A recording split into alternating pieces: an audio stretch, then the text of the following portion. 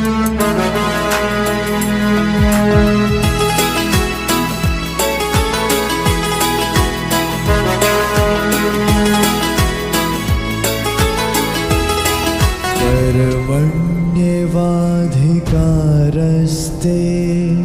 मा फलेषु कदाचन मा कर्मफलहेतुर्भुः मा ते संगोत्स्वकर्मणि। जय गुरुदेव विद्यार्थी मित्रों, केम छो बधा मजामां?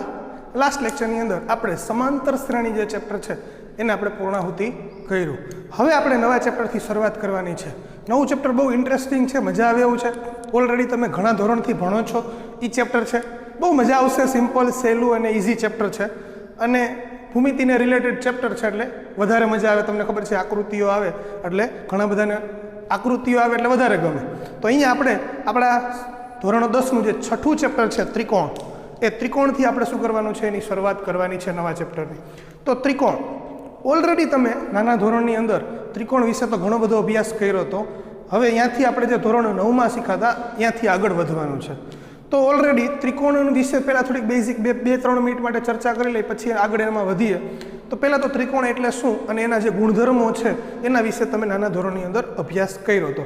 એ ત્રિકોણ એટલે કે 3 છેદતી રેખાઓ એક બંધ આકૃતિ બનાવે તો એને આપણે શું કહીએ છીએ? ત્રિકોણ કહીએ છીએ. અને ત્રિકોણના જે અંગો છે, ત્રિકોણના અંગો તમને ખબર છે, મુખ્ય અંગમાં 2, 3 ખૂણાઓ અને 3 બાજુઓ. ત્યાર પછી એક ત્રીજું અંગ જે છે જેને આપણે કહીએ છીએ શિરોબિંદુઓ, જે આપણા એ મુખ્ય અંગમાં આવતું નથી, પણ એને મુખ્ય અંગ તરીકે લેતા પણ નથી. એટલે મુખ્ય તો 2 જ છે કે 3 ખૂણાઓ અને 3 બાજુઓ. તો 3 છેદતી રેખાઓ એક બંધ આકૃતિ બનાવે તો એને આપણે શું કહીએ છીએ? ત્રિકોણ કહીએ છીએ. તો અહીંયા પહેલાં તો હું એક ત્રિકોણ દોરી અને એનો જે બેઝિક ફટાફટ જે અભ્યાસ આપણે કરવાનો છે પૂરો કરી લઈએ. તો અહીંયા જો આ 3 આકૃતિ, 3 રેખાઓ છે, એક બંધ આકૃતિ જે બનાવે છે. આ રેખા નામ આપી દઉં L, આનું નામ આપી દઉં M, આનું નામ આપી દઉં L. 3 L, M, N 3 રેખાઓ જે એક બંધ આકૃતિ બનાવે છે, આ આકૃતિને આપણે શું કહીએ છીએ? ત્રિકોણ કહીએ છીએ. એને હું ખાલી એમને ત્રિકોણ તરીકે લખું તો કંઈક આવું થશે. આ રીતની આકૃતિઓ થશે. અહીંયા ત્રિકોણ છે એટલે એના કંઈક નામ હશે. તો અહીંયા નામ આપી દઉં A, B, C. તો આ એના શું થઈ જશે? 3 શિરોબિંદુઓ. શું થઈ જશે? શિરોબિંદુઓ. તો ત્રિકોણના અંગો સૌ પ્રથમ પહેલાં શરૂઆત કરીએ ત્રિકોણના અંગોથી. તો ત્રિકોણના અંગોના પહેલું છે 3 શિરોબિંદુઓ. કયા છે? 3 શિરોબિંદુઓ. કયા કયા? A, B, C. પછી આ DEF હોય તો DEF, XYZ હોય તો XYZ. બીજું જે એનું અંગ છે એ છે 3 ખૂણાઓ. શું છે? 3 ખૂણાઓ. તમે જોઈ શકો છો અહીંયા, અહીંયા અને અહીંયા. આ શું છે? 3 એના ખૂણાઓ છે. તો એ ખૂણાને કહું તો આવું થશે: ખૂણો A, ખૂણો B, ખૂણો C. અથવા આપણે આવી રીતે પણ ઘણી વખત લખી છે. પહેલાં મારે ખૂણો B દર્શાવવો હોય તો ખૂણો A, B, C. મારે ખૂણો C દર્શાવવો હોય તો ખૂણો BCA, ખૂણો BCA. અથવા એને ખૂણો ACB પણ કહી શકાય. એવી ને એવી રીતે ખૂણો A દર્શાવે તો ખૂણો CAB, ખૂણો CAB અથવા ખૂણો BAC. આ હતા એના 3 ખૂણાઓ. ત્યાર પછી શું આવે છે? 3 બાજુઓ. 3 બાજુઓમાં કઈ કઈ બાજુ છે? તો કઈ આ AB, આ BC અને આ AC. 3 બાજુઓ છે તો આ AB, BC અને AC. આ 3 શું છે? બાજુઓ છે. આવું આપણે તમે ધોરણ 9, 8, 7માં ભણી ગયા હશો. આટલું ભણ્યા પછી આ એનો બેઝિક છે. પહેલાં તો એની વ્યાખ્યા, ત્યાર પછી તેના અંગો. ફટાફટ જવા એટલા માટે દઉં છું, ઓલરેડી તમે ભણી ગયા છો, ફટાફટ રિવિઝન થઈ જાય એટલા માટે. એટલે થોડીક સ્પીડમાં ફટાફટ જવા દઉં છું, બહુ સમય લેતો નથી, જેથી કરીને આપણે જે ધોરણ 10નું ભણવાનું છે એ ધોરણ 10માં આપણે થોડું વધારે ડિટેલમાં જઈ શકીએ. તો અહીંયા તેના 3 અંગ, 3 શિરોબિંદુ, 3 ખૂણા, 3 બાજુઓ. આ એના મુખ્ય અંગ થઈ ગયા છે. હવે તમને ખબર પડે કે પહેલાં તો ત્રિકોણ એટલે શું ખબર પડી ગઈ, ત્રિકોણના અંગ એટલે શું ખબર પડી ગઈ. એના પછી આવે છે ત્રિકોણના પ્રકાર. ઓલરેડી તમે શીખી ગયા. રિવિઝન કરીએ. ત્રિકોણના પ્રકાર.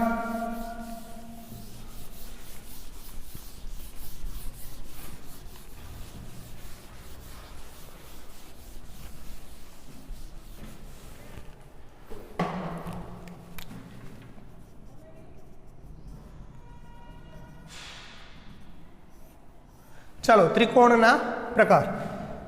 ત્રિકોણના પ્રકાર મુખ્યત્વે બે રીતે પડે છે. કેટલી રીતે પડે છે? બે રીતે. એમાં પહેલું ખૂણાના આધારે અને બીજું બાજુઓના આધારે. શેના આધારે પડે છે? બે રીતે પડે છે, ખૂણાના આધારે અને બીજું છે બાજુઓના આધારે. ખૂણાઓના આધારે કેટલા પ્રકાર પડે છે? તો કે ઓલરેડી આપણે તમે શીખી ગયા છો, 3 પ્રકાર પડે છે ખૂણાઓના આધારે. કેટલા પ્રકાર પડે છે? 3. એમાંનો જે પહેલો પ્રકાર છે એ લઘુકોણ ત્રિકોણ. કયો પ્રકાર છે? લઘુકોણ ત્રિકોણ. બીજો છે કાટકોણ ત્રિકોણ. કયો છે? કાટકોણ ત્રિકોણ. અને ત્રીજો છે ગુરુકોણ ત્રિકોણ. પહેલા તો આ 3 વિશે થોડીક ડિટેલ કરીએ, પછી આગળ બાજુઓના આધારે વધશું.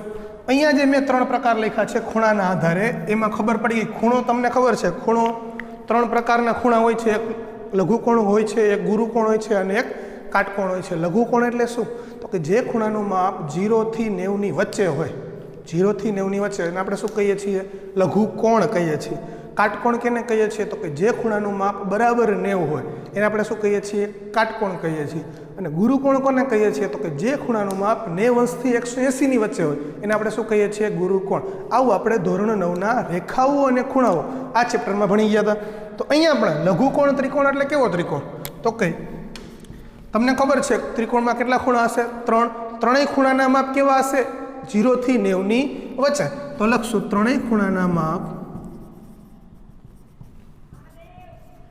0 થી 90 અંશની વચ્ચે. જો આવું હોય તો એને શું કહેવામાં આવે છે? લઘુકોણ ત્રિકોણ. એક લઘુકોણ ત્રિકોણ હું દોરું છું ઓલરેડી.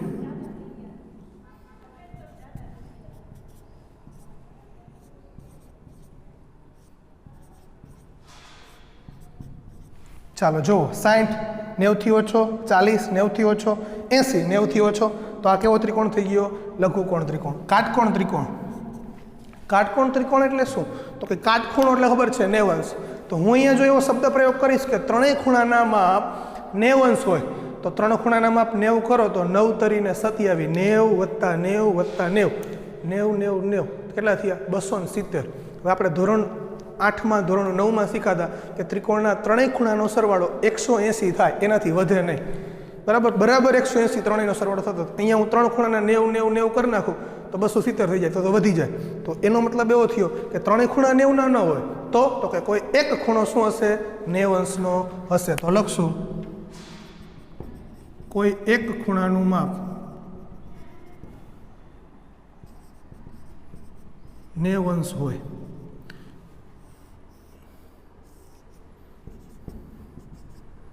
ચલો અહીંયા ખૂણો બી 90 અંશનો મેં લીધો તો બની શકે કે આ શું હશે? 40નો હોય, આ શું હશે? 50નો હોય. થઈ ગયા જો 50 40 90. ક્લિયર? ગુરુકોણ. ગુરુકોણ એટલે શું? તો કે જે ખૂણાનું માપ 90 થી 180 ની વચ્ચે હોય. તો હવે ધારી કયો 90 થી 180 ની વચ્ચે, 90 ની ઉપર હું જઉં 100 100 100, 3 ખૂણા 100 100 ના લઈ લે તો 300 થઈ જાય. મતલબ કોઈ એક ખૂણાનું માપ શું હશે? 90 અંશથી 180 ની વચ્ચે હશે, એટલે કે મોટો હશે, ગુરુકોણ હશે. તો લખશું કોઈ એક ખૂણાનું માપ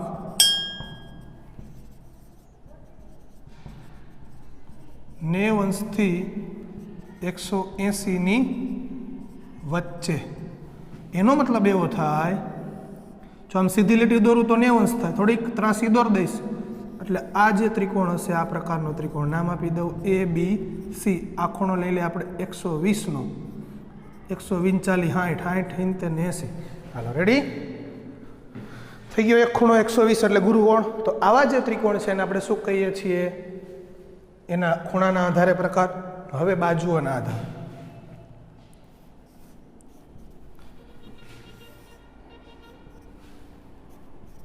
બાજુઓના આધારે પણ કેટલા પ્રકાર પડે છે? 3 પ્રકાર પડે છે. કયા 3?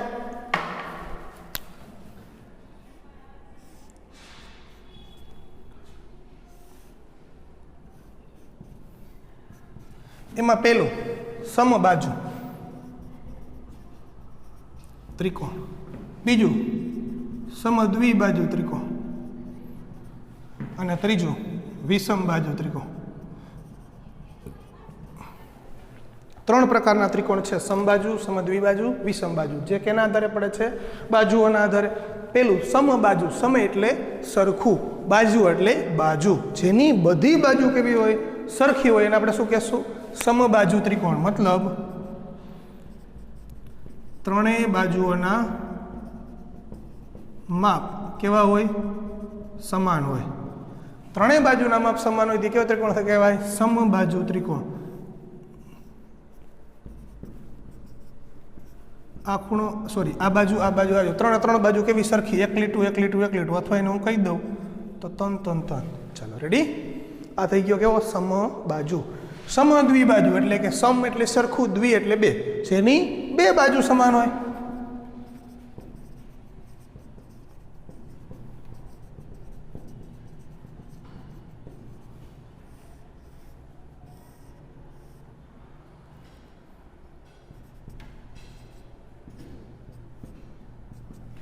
ચાલો, એક અને એક લીટું એટલે એક લીટું, બે કેવા? સરખા. આ અલગ તો ત્રણ અને આને કહી દઉં 4. થઈ ગયો કેવો? સમદ્વિબાજુ ત્રિકોણ. ત્યાર પછી વિષમ બાજુ ત્રિકોણ. વિષમ એટલે અલગ અલગ હોવું, બધી બાજુના માપ કેવા? અલગ અલગ.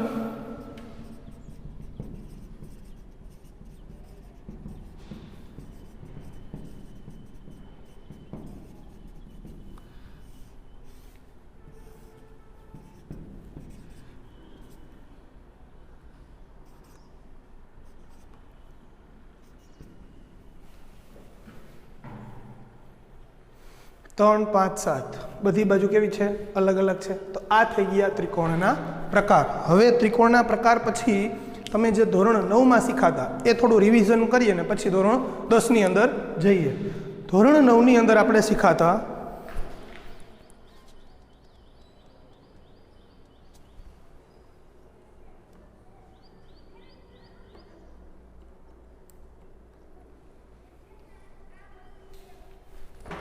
ચાલો, ધોરણ 9ની અંદર આપણે શું શીખાતા એ રિવિઝન પછી આગળ.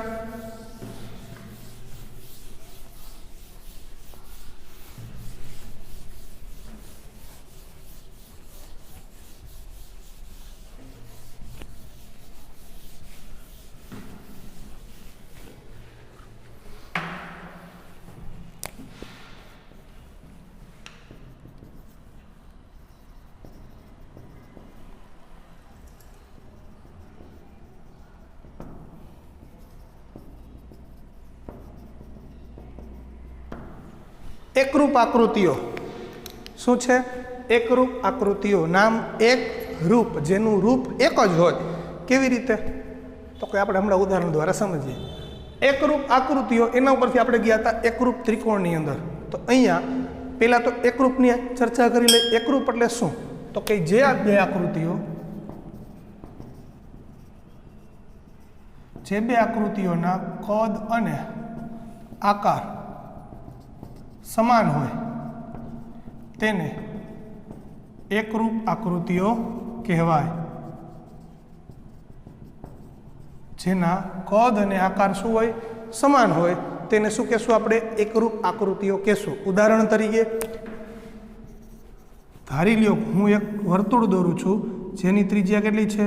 5 સેન્ટીમીટરની છે. એના જેવું એક બીજું વર્તુળ દોરું છું. આનું કેન્દ્ર O છે, આનું કેન્દ્ર M છે, એની ત્રિજ્યા પણ કેટલી છે? 5 છે. તો આ બંને છે વર્તુળ, એને એકરૂપ આકૃતિઓ કહેવાય. શું કહો? તો કે જો એનો આકાર, તો કે વર્તુળ, કદ 5 સેન્ટીમીટર ને 5 સેન્ટીમીટર છે, કદ અને આકાર સમાન હોય તો આને શું કહેશું આપણે? એકરૂપ આકૃતિઓ કહેશું. હવે આને જેવું એક વર્તુળ લીધું એની જગ્યાએ હું એક ચોરસ લઉં છું. ચાલો જુઓ, એક ચોરસ ABCD નામ આપી દઉં, જેની બધી બાજુના માપ કેવા છે? 3, 3, 3, 3. એક બીજું ચોરસ લઉં છું,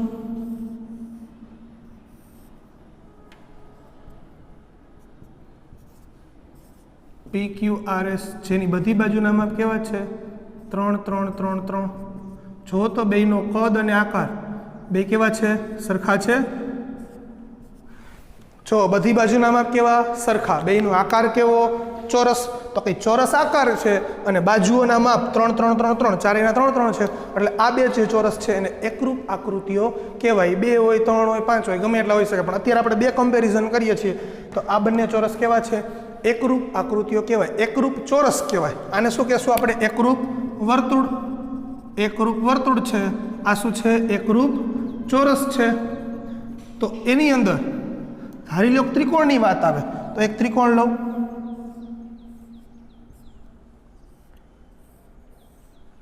આનું નામ છે ABC, આનું નામ છે XYZ. આ ખૂણો, આ ખૂણો.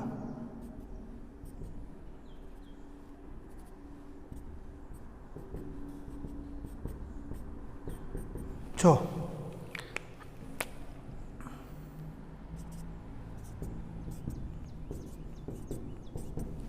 ખૂણાના માપે કેવા છે? સરખા છે. બાજુના માપે કેવા છે? સરખા છે. તો આ બે જે ત્રિકોણ છે એ બે ત્રિકોણને આપણે શું કહેશું? એકરૂપ ત્રિકોણ. શું કહેશું આને? એકરૂપ ત્રિકોણ કહેશું. તો આ શેની વાત હતી? એકરૂપ આકૃતિઓની વાત હતી. તો આપણે ખબર એટલી પડી કે એકરૂપ આકૃતિ ધોરણ 9માં શીખાતા એમાં એવું હતું કે જે બે આકૃતિઓના કદ અને આકાર સમાન હોય તેને એકરૂપ આકૃતિ કહેવાય. હવે હું ખાલી વાત કરું ત્રિકોણની, તો ત્રિકોણની અંદર કેટલા અંગો મુખ્ય? બે, એક ખૂણા અને એક બાજુ. તો આપણે કમ્પેરિઝન બાજુ અને ખૂણાથી થાય. તો આપણે ધોરણ 9માં જ્યારે ભણતા હતા ત્યારે એવું કીધું હતું. શું કીધું હતું?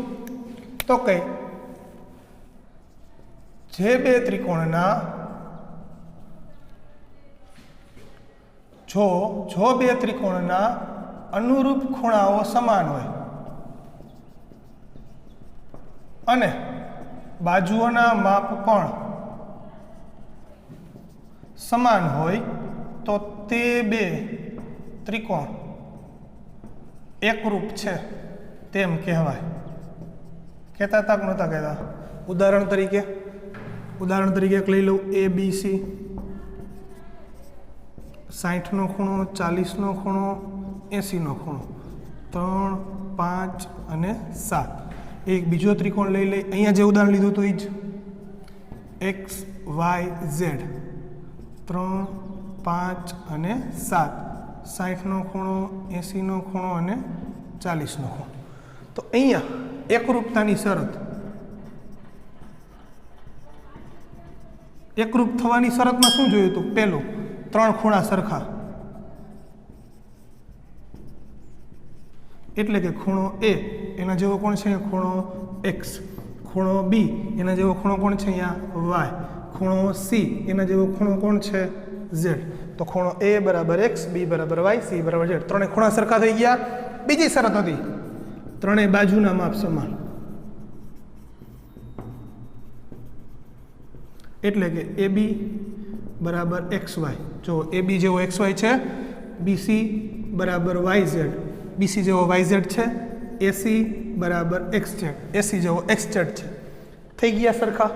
જો આ બે શરતનું પાલન થતું હોય તો કહી શકાય કે આ બે ત્રિકોણ છે એકરૂપ ત્રિકોણ છે. આની અંદર આપણે અમુક શરતો જોઈ હતી. બાખુબા જોઈ હતી, બાબાબા જોઈ હતી, કાકબા જોઈ હતી, ત્યાર પછી કઈ જોઈ હતી? ખુબાખુ જોઈ હતી, ખુખુખુ શરત જોઈ હતી. આ જે શરતો છે એ શરતોને આધીન દર વખતે 3 ચેક ન કરવું પડે, પણ જો ખુ જો ત્રણેય ખૂણા સરખા થઈ જાય તો ઓટોમેટિકલી ત્રણેય બાજુ કેવી થઈ જાય છે? સરખી થઈ જાય. એટલે કહી દેવાનું કે બે ત્રિકોણ એકરૂપ છે. જો ખુખુ ખાલી બે જ ખૂણા સરખા થઈ જાય તો કહી શકાય કે આપેલ બે ત્રિકોણ કેવા છે? એકરૂપ છે. આવું આપણે ધોરણ 9માં શીખાતા. આ એની વાત કરી મેં અત્યારે, એનું રિવિઝન કર્યું. જે હતું શું? એકરૂપ આકૃતિઓ. કેવી આકૃતિઓ હતી? એકરૂપ આકૃતિ. જેમાં એવી શરત હતી કે ત્રણેય ખૂણાય સરખા અને ત્રણેય બાજુઓના માપ પણ કેવા? સરખા. હવે આપણે જે ધોરણ 10માં શીખવાનું છે એ શીખવાનું છે એકરૂપની બદલે સમરૂપ આકૃતિઓ. શું શીખવાનું છે? સમરૂપ આકૃતિઓ. શું છે સમરૂપ આકૃતિઓ? જોઈએ. ચાલો.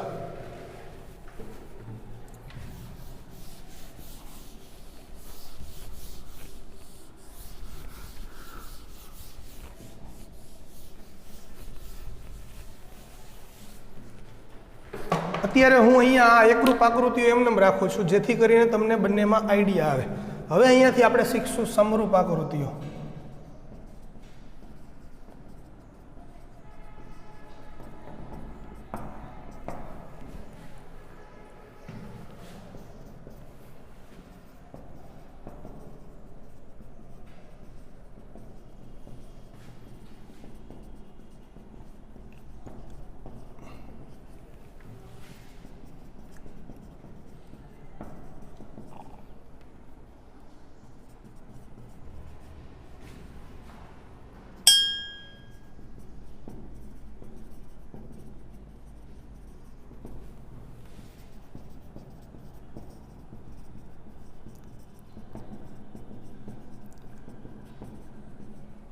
ચાલો, જો બે આકૃતિઓના આકાર સમાન હોય પરંતુ કદ સમાન હોવું જરૂરી નથી તો તે બે આકૃતિઓ સમરૂપ આકૃતિઓ છે તેમ કહેવાય. હવે એ શું સમજીએ? ઉદાહરણ તરીકે એક વર્તુળ દોરું હું, જેનું કેન્દ્ર શું છે? O છે અને ત્રિજ્યા છે 5 સેન્ટીમીટર. કેટલી છે? 5 સેન્ટીમીટર. એક બીજું વર્તુળ દોરું જેનું કેન્દ્ર M છે અને એની ત્રિજ્યા છે 7 સેન્ટીમીટર. કેટલી છે? 7 સેન્ટીમીટર. તમે જોઈ શકો છો એક વર્તુળ નાનું છે, એક વર્તુળ મોટું છે. હા, એનો આકાર તમે જુઓ તો વર્તુળાકાર છે વર્તુળાકાર, પણ એનું જે કદ છે, એક કદ નાનું છે, એક કદ મોટું છે. મતલબ કદ નાનું અને મોટું છે એટલે કે કદ કેવું છે? અલગ અલગ છે.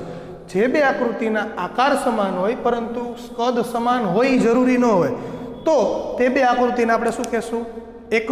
સમરૂપ આકૃતિઓ કહેશું. તો અહીંયા જે આ બે વર્તુળ દોરેલા છે એ બે વર્તુળને આપણે શું કહેશું? સમરૂપ વર્તુળ. કેવા વર્તુળ? સમરૂપ. કારણ કે એ બેયનો આકાર સરખો છે પણ એના બેયના કદ જે છે એ કેવા છે? અલગ અલગ છે. બીજી એક આકૃતિ દ્વારા સમજીએ.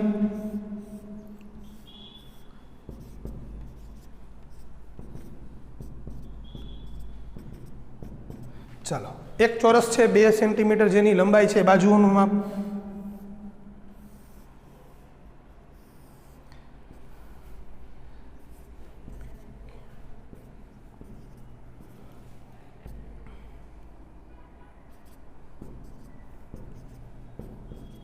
ચાલો જો, એક આકાર કેવો છે? બેયનો સરખો છે. આકાર બેયનો સરખો છે પરંતુ કદ બેયના અલગ અલગ છે. આ બધી બાજુ 2 સેન્ટીમીટરની છે, આ બધી બાજુ કેવી છે?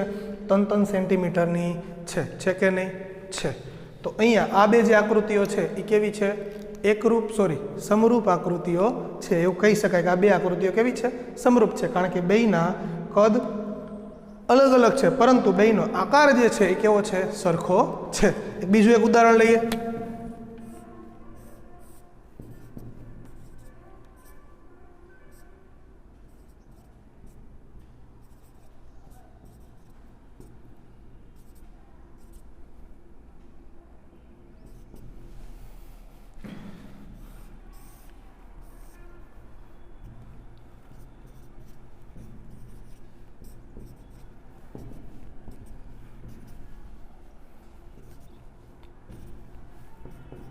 ચાલો જો, અહીંયા બે આકૃતિઓ છે.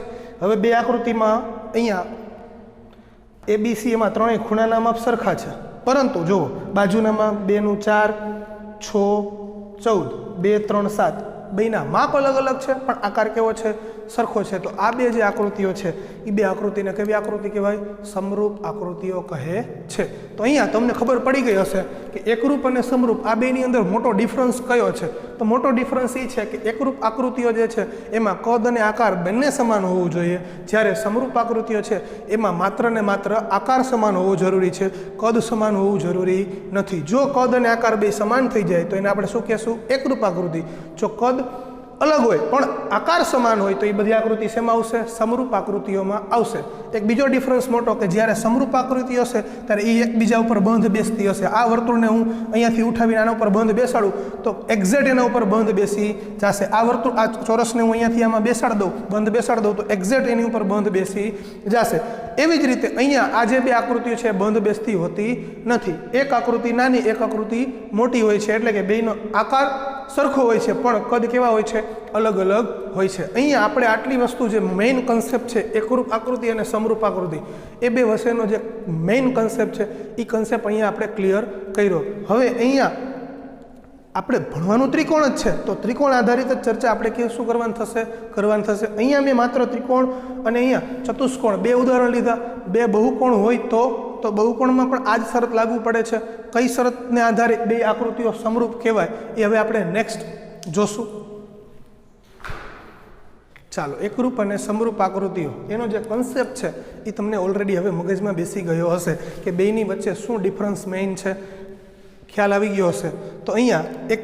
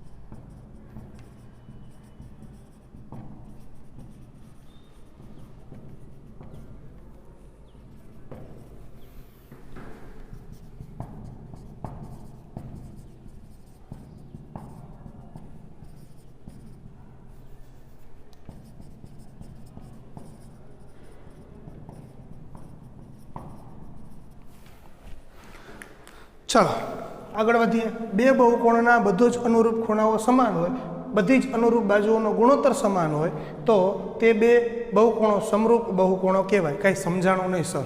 હવે આપણે સમરૂપની જ ચર્ચા કરશું. એટલે પહેલાં એક એક્ઝામ્પલ લઈ લો. સપોઝ ધારી લ્યો મેં જે ગઈ વખત એક્ઝામ લીધું હતું એના જ એક્ઝામ્પલ લઉં છું. અત્યારે અહીંયા એક ચોરસ લઉં છું જેને આપણે બહુકોણ કહીએ છીએ, બરાબર, જેનું માપ હતું 3 3 3 3, અને એક બીજું ચોરસ હતું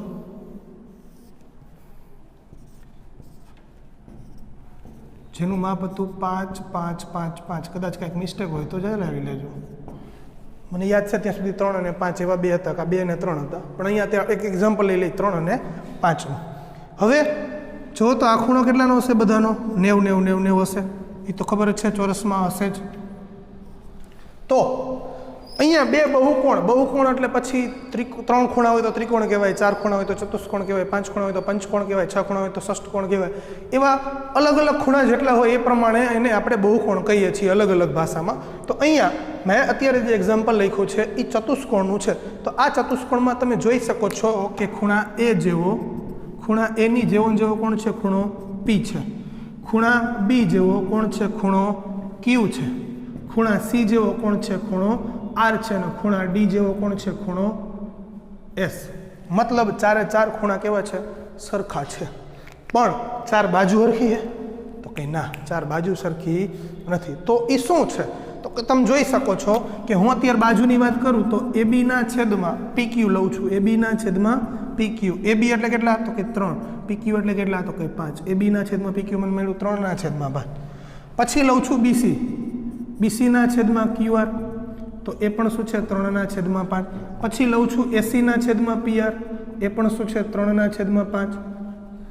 અને એડીના છેદમાં પીએસ, એ પણ શું છે? 3 છેદમાં 5 છે. હવે આપણે પહેલાં થોડી વાર માટે એકરૂપ આકૃતિ કે એકરૂપ ત્રિકોણ કે એકરૂપ ચતુષ્કોણની ચર્ચા કરી લે. તો એકરૂપ ત્રિકોણમાં આપણે એવું કહેતા હતા કે જો 3 ખૂણા સરખા હોય અને 3 બાજુના માપ સરખા હોય તો એ બે ત્રિકોણ એકરૂપ ત્રિકોણ કહેવાય. સમરૂપ ત્રિકોણમાં શું છે સમજીએ. સમરૂપ પહેલાં તો સમરૂપ બહુકોણની વાત કરી કે બે બહુકોણના બધા જ અનુરૂપ ખૂણા સમાન હોય. અહીંયા 4 ખૂણા છે એટલે 4 ખૂણાની વાત કરી, અનુરૂપ ખૂણા સમાન છે ચારે ચાર. બીજી શરત કીધી છે બધી જ અનુરૂપ બાજુઓનો ગુણોત્તર સમાન હોય. ગુણોત્તર એટલે તમને ખબર છે અંશ છેદમાં છેદ, અંશ છેદમાં છેદ, એને આપણે ગુણોત્તર કહીએ છીએ. તો અહીંયા ગુણોત્તર જુઓ, એ બી છેદમાં પી ક્યુ તો કે 3 છેદમાં 5, બીસી છેદમાં ક્યુ આર 3 છેદમાં 5, એસી છેદમાં પી આર, સોરી એસી છેદમાં પી આર, હા એસી છેદમાં એસી, સોરી એ બી બીસી સીડી. સીડી લેવાનું હતું, સીડી ત્રિકોણની અંદર વયા ગયા આપણે. એ બી બીસી સીડી, સીડીની સામે આરએસ, આરએસ, અને ત્રીજું એડી, એડીના છેદમાં પીએસ, એટલે એ પણ શું છે? 3 છેદમાં 5. એટલે કે એની અનુરૂપ બાજુઓનો ગુણોત્તર જે છે એ ગુણોત્તર કેવો હશે? સરખો હશે. એનો મતલબ એવો થયો કે એક ત્રિકોણ અથવા એક ચતુષ્કોણ જે છે એના કરતાં બીજો ચતુષ્કોણ કાં ડબલ હશે, કાં 1.5 ગણો હશે, કાં 2 ગણો હશે, કાં અડધો હશે. ગુણોત્તર કેવો હશે? બધાનો સરખો હશે. તો અહીંયા હું આનો કહી શકું આ 3:5 ગુણોત્તરમાં છે. જો 3 છેદમાં 5, 3 છેદમાં 5, 3 છેદ. સપોઝ ધારી લ્યો મેં અહીંયા એવી 3 બાજુના માપ આવા લીધા હોત કે 2 2 2 2, અને મેં અહીંયા લીધો હોત 4 4 4 ને 4, તો 2 છેદમાં 4 એટલે 1/2, 2 છેદમાં 4 1/2, 2 છેદમાં 4 1/2, 2 છેદમાં 4 1/2. આના કરતાં આ ચતુષ્કોણ કેવો હશે? ડબલ હશે. કારણ કે 1/2 એક જેમ 2 નું થયું, એટલે એક જેટલા ન હોય એનાથી ડબલ બીજો હોય તો 1:2 ગુણોત્તરમાં થઈ જાય. તો એનો મતલબ એવો થયો કે સમરૂપ જેટલા બહુકોણો છે એ સમરૂપતાની શરત શું? તો કે સમરૂપતા એટલે બધા જ ખૂણાના માપ સરખા, પરંતુ બધી જ બાજુઓના માપ કેવા હશે? એનો ગુણોત્તર સરખો હશે, માપ સરખા હશે નહીં. એટલે કે એનો બાજુઓનો ગુણોત્તર સમાન, એટલે કે બાજુઓ કેવી થશે? સમપ્રમાણમાં થશે. તો અહીંયા આવા જેટલા ત્રિકોણ છે કે આવા જેટલા ચતુષ્કોણ છે, આવા જેટલા બહુકોણો છે, એ બહુકોણમાં તો કે બે બહુકોણના બધા જ અનુરૂપ ખૂણા સમાન હોય અને બધી જ અનુરૂપ બાજુઓનો ગુણોત્તર સમાન હોય. તો તે બે બહુકોણો સમરૂપ બહુકોણો કહેવાય. અહીંયા આપણી પાસે જે બે બહુકોણ દેખાય છે, જે બે ચતુષ્કોણ દેખાય છે, એ બે કેવા છે? સમરૂપ ચતુષ્કોણ છે. એનું એક એક્ઝામ્પલ આપણે ત્રિકોણ દ્વારા સમજીએ એટલે તમને વધારે આઈડિયા આવશે. એક ત્રિકોણનું એક્ઝામ્પલ લઉં.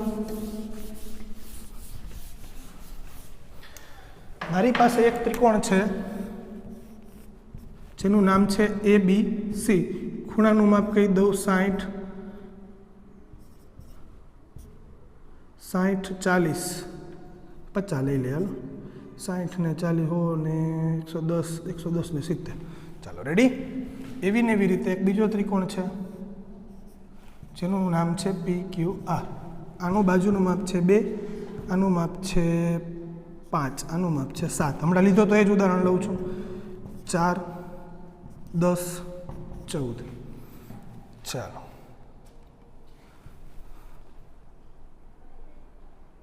ત્રણ લઈ લો 6. તો અહીંયા જોવો તો ખૂણા કેવા છે? સરખા.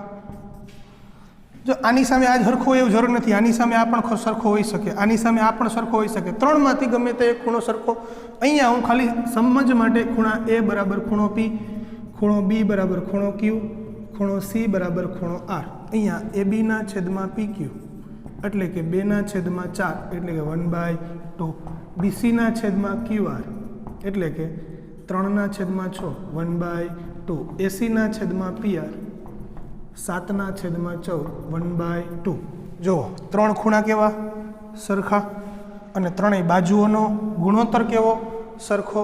તો સીધો ખ્યાલ આવી જાય કે જો બે બહુકોણમાં, અહીંયા ત્રિકોણની વાત કરીએ, જો બે ત્રિકોણના અનુરૂપ ખૂણા સરખા હોય પરંતુ તેની બાજુઓનો માપ એટલે કે બાજુઓનો ગુણોત્તર સરખો હોય તો તે બે ત્રિકોણ સમરૂપ ત્રિકોણ છે તેમ કહેવાય. અથવા એની બાજુઓને આપણે બીજા ભાષામાં કહીએ તો બાજુઓ કેવી હશે?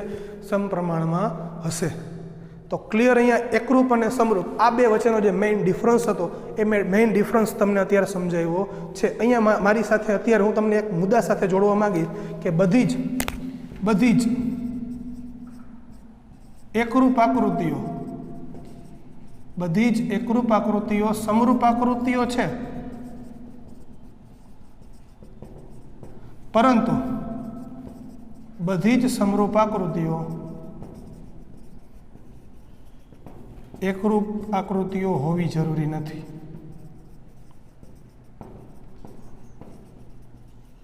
સાહેબ કંઈ સમજાણું નહીં. એકરૂપની અંદર ખબર છે ત્રણે ખૂણા સરખા અને ત્રણે બાજુ સરખી. તો બાજુ સરખી હોય તો ગુણોત્તર સરખો જ થાય. એટલે કે બધી જ એકરૂપ છે એ સમરૂપ થાય, પણ બધી જ સમરૂપ છે એ એકરૂપ થાય નહીં. કારણ કે બાજુઓ ખૂણા તો સરખા હોય પણ બાજુઓ જો અલગ અલગ મળી જાય કે ન મળી જાય. એટલે જ કીધું કે બધી જ એકરૂપ આકૃતિઓ સમરૂપ આકૃતિઓ છે, પરંતુ બધી જ સમરૂપ આકૃતિઓ છે એ એકરૂપ આકૃતિ હોવી જરૂરી નથી. તો અહીંયા મેં આજે તમને આ વિડીયો લેક્ચરની અંદર એકરૂપ અને સમરૂપનો જે મેઇન ડિફરન્સ છે અને એનો જે બેઝિક કન્સેપ્ટ છે એ સમજાવ્યો. આશા રાખું કે તમને સમજાઈ જ ગયો હશે. જો કે હવે અહીંયાથી આપણે નેક્સ્ટ વિડીયો લેક્ચરની અંદર આપણે આગળ દાખલા ગણશું. ત્યાં સુધી જય ગુરુદેવ.